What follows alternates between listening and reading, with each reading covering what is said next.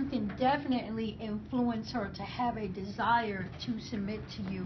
And the number one key to that is understanding what it really means to love a woman, how you love her, and really translating love to her in a way that she understands it. You have to love that woman like Christ loved the church and really give your life for her. It's a choice, so you have to make her want to choose that submission. You need to know who you are. These are some things I didn't get to go over, but in the part two, I'm going to talk about this in a little more depth. But how do you make a woman want to submit to you? You have to know who you are. Be a king and not a fool. Every man has a king inside of him, but you have to choose to identify with the king in you. Because if you don't identify with the king in you, how can you expect her to identify with the king in you? So know who you are. Be the king, not the fool. Number two, you need to understand your office as a husband.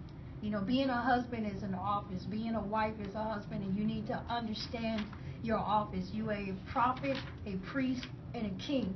As a prophet, you decree her identity and speak into her future. Remember, I didn't get to talk about this, but you had mentioned it earlier, Donald, and I just want to throw this out there to tease everybody. It's just going to be a little nugget. I'll have to get into it later.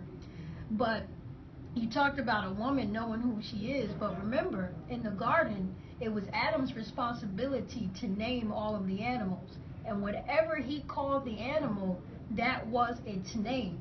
And when woman was brought to him, he also named her. So it was man's responsibility to give identity. And it's really important for men to understand that you give a woman her identity. No matter how she comes to you, even if she thinks she knows all of who she is when she comes, you redefine her. So remember that. Understanding your role as a husband, as a prophet, priest, and king. As the prophet, you decree her identity and you speak into her future. As the priest, you are like Christ. You must sacrifice for her. You must make atonement for her. You must cleanse her. And you must intercede for her. And as a king, you have to understand God's assignment for your life. Okay? You have to bring order to your kingdom, and you have to make your vision clear to her. So, number three, you need to recognize your need for her. This is very important because you never cherish something that you don't need.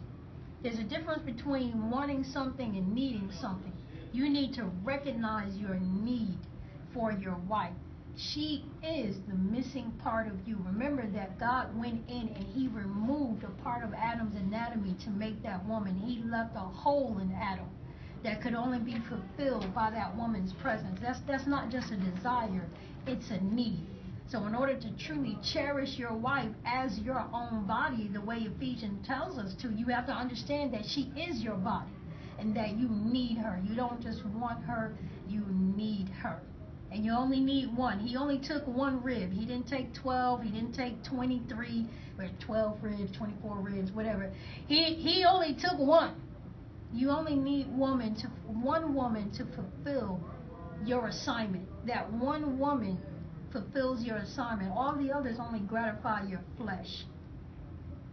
And in order to make a woman feel secure, she has to know that you recognize your need for her, and you also recognize that she is the only one that you need.